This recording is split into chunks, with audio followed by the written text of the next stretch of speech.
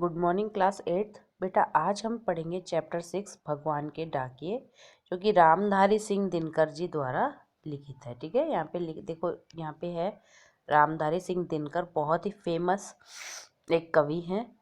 ठीक है बेटा, तो इतना ही जानना काफ़ी है। भगवान के डाकिए जो कविता है उसके लेखक कौन है? रामधारी सिंह दिनकर। रामधारी सिंह दिनकर ने ये भगवान के डाकिए जो कविता लिखी है, इसका उद्देश्य क्या है? इसका उद्देश्य ये संदेश देना है कि यह पृथ्वी, पूरी पृथ्वी एक घर, मतलब वसुधैव कुटुंबकम की एक वो दी गई है, शिक्षा दी गई है कि सारी जो पृथ्वी एक घर के समान है और यहाँ पे किसी भी भेदभाव और जाति प्रथा और किसी भी तरह की जो कुरीतियाँ हैं उनका कोई स्थान नहीं है। ठीक है बेटा, हमको भी सारे वैमनस्य से सब कुछ भुलाकर सभी को समान समझना चाहिए। देखिए क्या कहते हैं, पक्षी और बादल ये भगवान के डाकी हैं जो एक महादेश से दूसरे महादेश को जाते हैं। देखिए पक्षी और बादल दो बताएं। अब बेटा यहाँ पे आप अब इससे पहले हमने क्या पढ़ा था? चिट्ठी की अनोखी दुनिया, अनूठी दुनिया वाला चैप्टर पढ़ा था। उसमें भी डाकिए शब्द आया था कि लोग, पहले के लोग कैसे उन्हें एक देवदूत के रूप में मानते थे, है ना। तो उस लेसन में भी हमने पढ़ा, और इसमें तो पक्षी और बादल को बनाया गया भगवान के, और किसके डाकिए? भगवान के डाकिए। कहने का मतलब है कि हम जो मनुष्य है ना, हम सिर्फ प्रकृति को एक सामान्य रूप में देखते हैं, मगर ये क्या है, एक बहुत ही अच्छे एक अलग ही इनका अर्थ निकलता है। अच्छा, पक्षी और बादल के पर्यायवाची, बेटा आप क्या करेंगे, पक्षी के भी पर्यायवाची लिख के दिखाएंगे मुझे नोटबुक में, और बादल के मैं वैसे बता देती हूँ। पक्षी को खग, विहंग, पखेरु, है ना, ये सब बोलते हैं। आप और भी लिखना, और अलग एक दो ऐड करना इसमें। बादल का क्या होगा?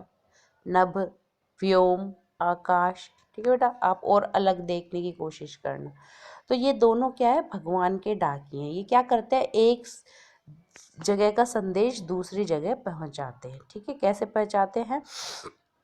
जो एक महादेश से दूसरे महादेश को जाते हैं। महादेश मतलब होता है विशाल देश, जैसे अपने भारत एक विशाल देश है, और दूसरे महादेश दूसरा हो गया, आप पता है आपको विशाल देश कौन सा? अमेरिका है, रूस है। तो भारत का संदेश है जो अमेरिका तक पहुंचाते हैं, या अमेरिका का संदेश पक्षी और बादल यहाँ पहुंचाते हैं। कैसे पहुंचाते हैं? हम तो समझ नहीं पाते, मनुष्य जाते तो उसे एक सामान्य प्रक्रिया के रूप में देखते हैं कि पक्षी इधर से उधर उड़ रहे हैं, बादल जा रहे हैं, बस, है ना। हम देखते हैं ना कई बार आसमान में बादल चलते हुए, पक्षियों का झुंड उड़ता है, मगर हम लोग इसको समझ नहीं पाते। इसका रियल जो मीनिंग है ना, अर्थ है, वो समझ नहीं पाते। हम इसको सिर्फ एक प्राकृतिक घटना के रूप में देखते हैं, मगर उनकी लाई चिट्ठियाँ पेड़ पौधे पानी और पहाड़ बाँचते हैं। मगर उनकी लाई चिट्ठियाँ, अभी यहाँ चिट्ठियाँ का मतलब क्या है? संदेश। अब चिट्ठियाँ तो भगवान तो लिखेगा नहीं चिट्ठी, मगर भगवान हम मानव जाति को संदेश जो देना चाह रहा है, वो कौन कौन सुनाते हैं हमको? पेड़ पौधे पानी और पहाड़ बाँचते हैं। बाँचते मतलब सुनाते हैं अच्छे से। पेड़ पौधे पानी और पहाड़। देखो बेटा, प से पेड़ शुरू हो रहा है, प से पौधे, प से पानी और प से पहाड़। चारों प से शुरू हो रहे हैं। तो ऐसे ऐसे अगर किसी उसमें एक वर्ड से कई शब्द शुरू हो रहे हो तो वहाँ अनुप्रास अलंकार होता है। ठीक है बेटा, तो जब वो संदेश जो होता है ना, तो उनके संदेश कौन कौन सुनाते हैं? पढ़ के। पेड़ पौधे, पेड़ पौधे कैसे? जब हरियाली होती है, पानी बरसता है बादलों से, तो उससे पेड़ पौधे खिल उठते हैं, तो वो हमें अच्छे लगते हैं। अब हम तो उसे सिर्फ प्राकृतिक नज़ारा समझते हैं, मगर वो खुशहाली का प्रतीक होते हैं। पानी, नदियाँ, पानी नदियों का वो है, नदियाँ लबालब पानी से भरी रहती हैं, किलकिलाकर वो एकदम से एक मदमस्त बहती हैं। पहाड़, लंबे लंबे ऊंचे पर्वत हमारे देश की रक्षा करते हैं। तो ये सब क्या है? ये भगवान के डाकिए हैं। ये क्या है? ये सुनाते हैं हमको, जो डाकियों की जो चिट्ठियाँ होती है, संदेश होते हैं। हम तो केवल यह आंकते हैं कि एक देश की धरती दूसरे देश को सुगंध भेजती है।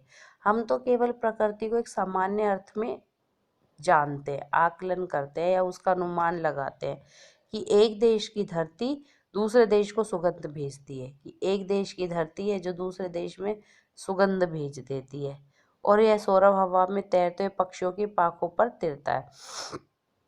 मगर ये आती कैसे है देश की धरती की सुगंध, कि यह सौरभ हवा, यह सुगंधित हवा तैरते हुए पक्षियों की पंखों पर, जो पक्षी उड़ उड़ के आते हैं उनके पंखों से ही ये एक देश से दूसरे देश में पहुंचती है, और एक देश का भाप दूसरे देश में पानी बनकर गिरता है।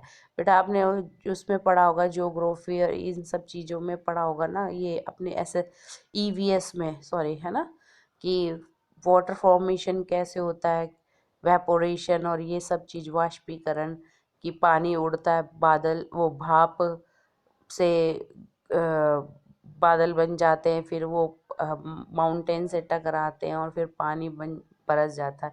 तो इनके लिए कोई, बेटा ऐसा नहीं है कि मैं तो भारत का बादल हूँ तो मैं भारत में ही बरसूंगा, या मैं अमेरिका का हूँ, रूस का हूँ तो मैं वहीं बरसूंगा, ऐसा कुछ भी इनके लिए किसी भी वो जातिवाद और उसका कुछ भी नहीं है। ये तो कहीं के बादल कहीं पे बरस जाते हैं। तो जैसे ये कहीं कहीं का भाप, किसी देश का भाप का पानी कहीं और जाकर गिर जाता है, तो वैसे ही हमको भी आपस में प्यार से रहना चाहिए। हमें सारी जो बेकार की भावनाएं, दुर्भावनाएं हैं, उन्हें भुलाकर प्यार से रहना, प्यार और शांति से रहना चाहिए। यही संदेश रामधारी सिंह दिनकर जी दे रहे हैं।